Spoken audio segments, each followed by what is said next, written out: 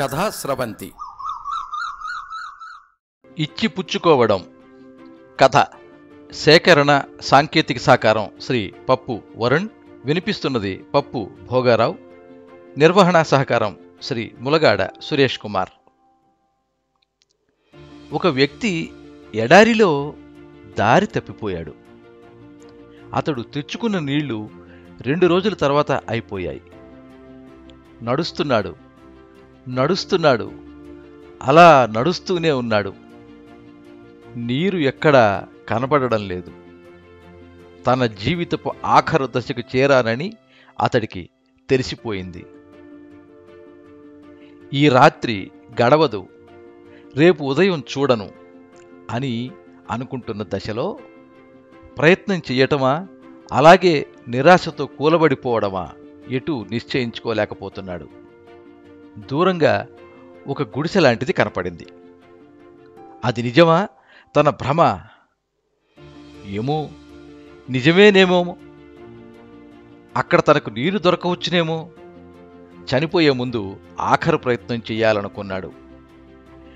శక్తిని కూడదీసుకున్నాడు. తడబడిపోతున్న అడుగులతో ముందుకు నడుస్తున్నాడు. గుడిసెలోకి వెళ్ళాడు. అక్కడ ఒక నీటి పంపు, బోరింగ్ కనపడింది. దాన్ని చూడగానే ప్రాణం లేచి వచ్చినట్టయింది. దాని దగ్గరికి వెళ్ళి కొట్టాడు. నీరు రావడం లేదు. శక్తినంతా ఉపయోగించి కొట్టాడు. అయినా ప్రయోజనం లేదు. నిరాశ, నిస్పృహ ఆవరించాయి అతన్ని. ఒంట్లో ఉన్న కొద్ది నీరు అయిపోయింది. కళ్ళు మూసుకుపోతున్నాయి. ఒక మూలన ఒక సీసా కనిపించింది. దానిలో నీరుంది. మూత గట్టిగా బిగించి ఉంది. మూత విప్పి దాన్ని ఎత్తిపట్టి తాగుదామని పైకెత్తాడు. దానికి ఓ కాగితం కట్టి ఉంది. దానిమీద ఇలా రాసి ఉంది: ఈ బాటిల్లో నీరు బోరింగ్ పంపులో పోయండి. పంపు కొట్టండి, నీరు వస్తుంది. మీరు మళ్ళీ ఈ బాటిల్ నింపి అక్కడ పెట్టండి.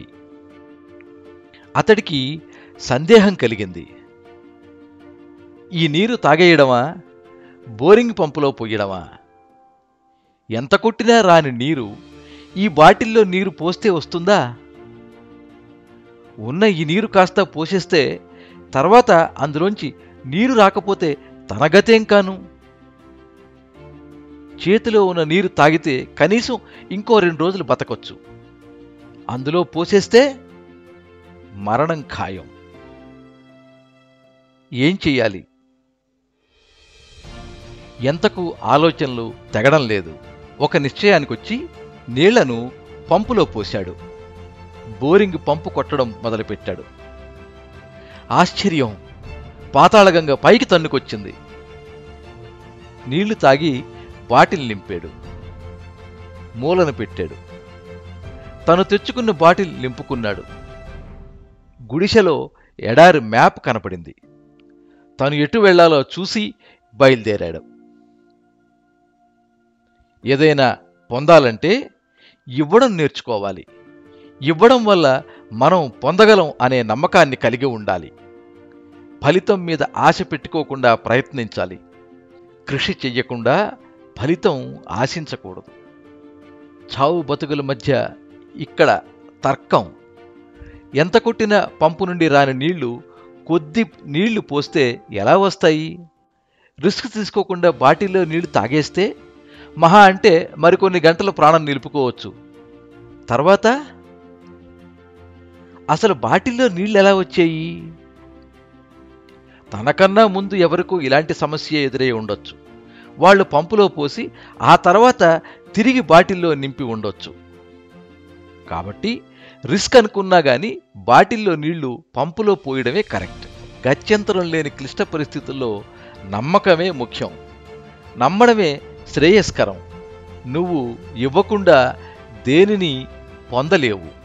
ఇచ్చి పుచ్చుకోవడం నేర్పించండి. అప్పుడే సక్రమంగా ఎలా జీవించాలో అర్థమవుతుంది.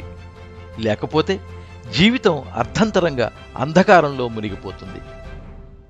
మీ అమూల్యమైన అభిప్రాయాన్ని కింద కామెంట్ బాక్స్లో రాయండి. ఈ వీడియోని లైక్ చేయండి, మీ మిత్రులందరికీ షేర్ చేయండి.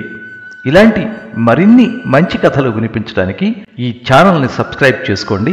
పక్కనే ఉండే బెల్ ఐకాన్ని క్లిక్ చేస్తే ఇలా అప్లోడ్ చేసే వీడియోల వివరాలన్నీ కూడా మీకు ఎప్పటికప్పుడు నోటిఫికేషన్ ద్వారా తెలుస్తాయి. ఎప్పుడు మీ అభిమానాన్ని కోరుకునే పప్పు భోగారావు.